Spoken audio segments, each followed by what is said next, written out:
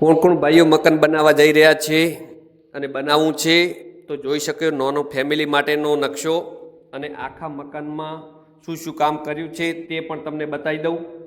તો મિત્રો આગળ જોઈ રહ્યા તમે પિલર પહેલો તો પિલરમાં વચ્ચે ટાઇલ્સ લગાવી છે અને સાઈડમાં પટ્ટીઓ લગાવી છે અને કાળો ઉંબરો પણ તમે જોઈ શકો છો ડબલમાં કરેલો.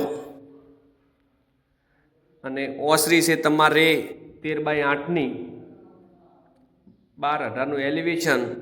આ પણ પિલરની વચ્ચે પણ 12,000ની લાઇનિંગવાળી ટાઇલ્સો મારેલી છે. અને આગળ તમે જોઈ શકો છો એલિવેશનના ભાગમાં ફોટો ફ્રેમ, બ્લેક બોર્ડર અને દરવાજા ફ્રેમ.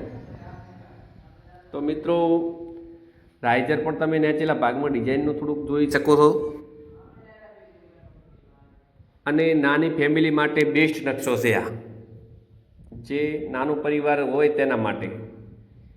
આ ઓસરીના ભાગમાં જે વિદ્યુત બોર્ડનું મીટર આવે ત્યાં લગાવવાનું છે. અને આ બેઠક રૂમ તમને જોવા મળે છે 250 ફૂટનો. તો મિત્રો આમ તો તમે જોઈ શકો દિવાલે. અને પાછળની રૂમની અંદર તમે ઘોડા જોઈ શકો છો, ગાડલા કબાટ અને ઘોડા, એમાં ફર્નિચર થશે તો બેસ્ટ લાગશે. અને હવે જોઈ રહ્યા તમે રસોડું. તો રસોડામાં તમે જોઈ શકો એલ આકાર રસોડું છે અને 12,000ની દિવાલે ટાઇલ્સો લગાવેલી છે, એક પડખાવાળું. અને ઊંચાઈ મિત્રો રસોડાની વાત કરીએ તો 32-33 ઇંચ આવે. અને 6 ઇંચનો પટ્ટો રસોડાના ઉપરના ભાગમાં પણ લગાવ્યો છે. પાર્ટીની રિક્વાયરમેન્ટ હતી. અને મિત્રો જે નેચેલા ખોના બનાવ્યા છે એમાં બાસ્કેટ બનાવવાના હોય છે, એટલે એની અંદર ફૂલ જગ્યા રાખી છે કે જે જગ્યા હોય એના પ્રમાણે એ કામ કરી શકે ફર્નિચરવાળા.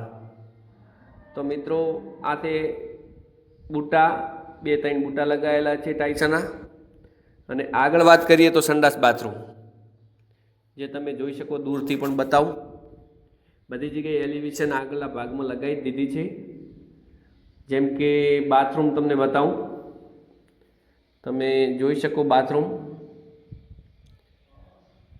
ટાઇલ્સો એવી લાવો મિત્રો કે જેમાં વધો ઓછો દેખાય, જેમ કે આ ટાઇલ્સો છે અને એલિવેશન છે તો જેમ બને એમ સારી લાગશે. અને આ છે સંડાસ. તો મિત્રો આ મકાનનો ખર્ચો 9 થી 10 લાખ રૂપિયા થાય. 600 ફૂટનું બાંધકામ છે, 21x26નું અને આગળ 8x13નું ઓહરી.